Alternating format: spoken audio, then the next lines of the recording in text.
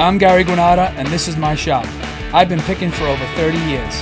Picking and collecting is in my blood. Pick it, sell it, or auction it. You'll never know what you'll find. Picking takes hard work, patience, and a keen eye. But my crew and I, we love what we do. We are LI Pickers. So we ran an ad on Craigslist for the last 4 months, and we've been looking to do a segment on hoarders, compulsive collecting disorder, CCD. We finally found somebody that came forward and is allowing us to go in this home for the very first time. It's a condemned house, a sandy-stricken house. From what I understand, there are some really small crawl spaces in here. The floorboards have been buckled from water damage over the winter from this tri-level home here in Westbury. Me and my crew are going to go into it today, unstaged for the very first time, and we're going to walk you through to see what's in here today. We have to go in this and be very precautious, because I've done a lot of hoarder houses in the past and we've gotten really sick. Me personally have been through some bacterial issues with mold, and I've been through doctors and different antibiotics, and you can get really sick. Last time I was sick from a bacteria house, it was about 3 months actually, and 3 different types of antibiotics. So we take no chances now. I'm gonna get suited up. I'm gonna cover my head. I'm wearing my pink today for Breast Cancer Awareness Month. So I'm wearing my pink hat to cover my head. You see it. I don't know if this one's going to fit my big head. Not the other one, this one. So I'm going to go in and I'm going to get suited up with masks and respirators and gloves. And I want to thank my camera guy, James, who was brave enough to come forward and come through this house with us. All right, this is all from the sandy damage back here. This house has been condemned for the past few months. There's still a lot of issues going on. As you can see, access getting to the back porch is an issue. So we're going to crawl through this way. Guys, be careful as you're going through. This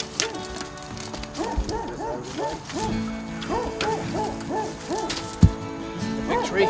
This is the damage that this incurred during Sandy. You have to be up to careful to go through this. You got to be really careful because some of the floors are really bad. So walk very cautiously. Lighting issues. Door for you. Electricians, loss of power because of the water that was leaking.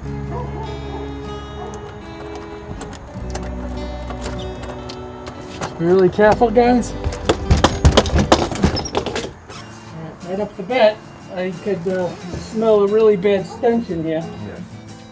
Yeah. Okay, very, very foul odor.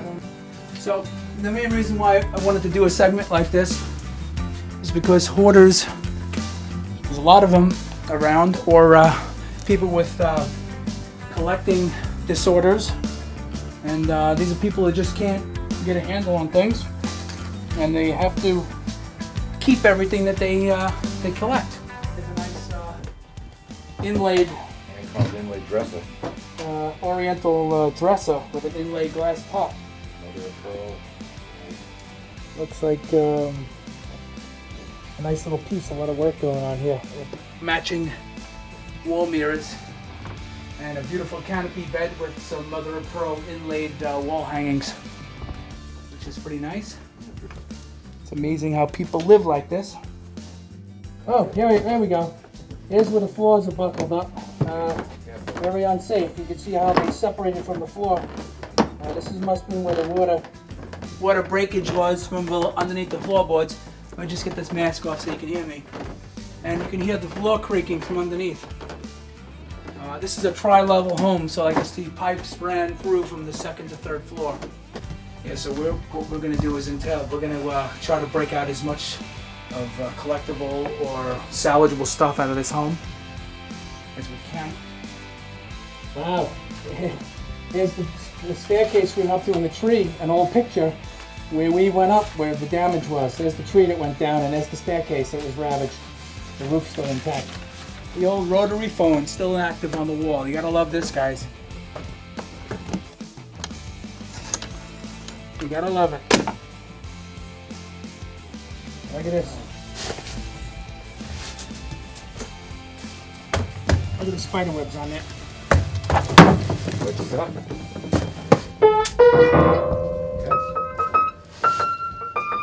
Wow. It's like it was in an old saloon in the 1800s. I don't see a maker, but it's pretty old, boy. I tell you. Looks pretty darn good, actually. Looks pretty nice, considering it's been sitting here for a long time. You don't make them like these. No, it's pretty nice. Some,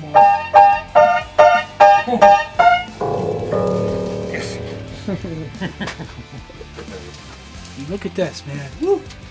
Look at it in there. Alright, I found the reason for the smell.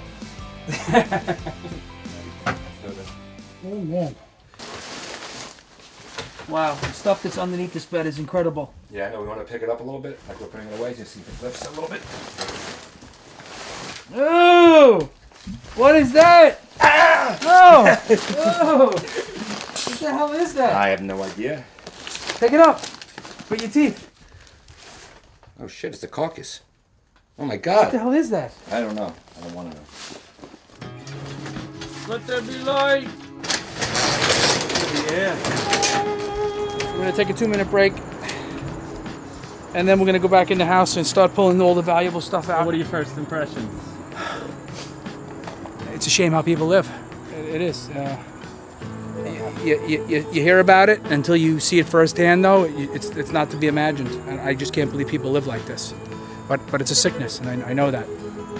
So we're going to try to find the value in a house like this and find out what actually people are collecting and hoarding. Is it good stuff? Is it bad stuff? Is it just junk? And we're going to find that out. So originally when we came down to the house, we met the lady who was selling it. She was very, very sweet, kind of like a hippie lady, but she was very, very down to earth. We gave her a competitive offer. She decided to go forward with it, which would help her situation because she was in kind of a dire need to kind of get a cash offer right away.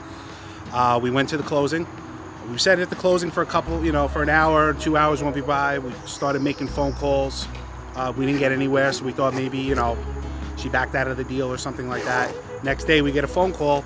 Tragically, she passed away on the way to the closing. So during that time, she had no will. There was no next of kin, so it took a little while to kind of get everything back together. A couple weeks later, they found a sister who she didn't speak to for a very long time. She decided to go ahead with the deal, and we were able to salvage the deal and go to closing. We do this across the island. We run into houses like this all the time. And it's great because we can help people out in need, and we can also help the community around with houses that really need a lot of work. Overall, I can't complain. It was a great segment, and we were able to accomplish what we came out to do. Was to show the insight of what a hoarder goes through and what an everyday life is in a hoarder house. But we found a lot of good things. We've turned over mattresses. We've pulled pictures off walls. We went through books. We've went through pocketbooks.